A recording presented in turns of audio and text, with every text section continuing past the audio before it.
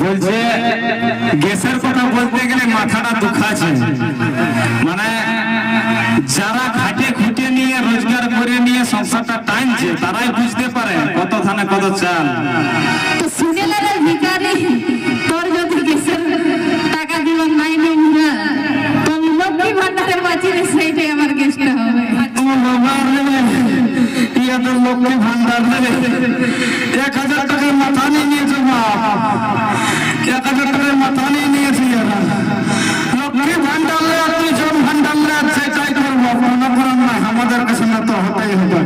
কারণ দাদা 100 টাকায় সংসার চলে, 1000 টাকায় সংসার চলে চলো না রে বাপ। কারণ খাসি মাংস 800 টাকা কিলো, এর 1000 টাকা ফুরাইলো বুঝলে। সেটা বলে কটা সংসারটা আমাদেরকে টানতে হয় ছেলেদেরকে নাকি বলো।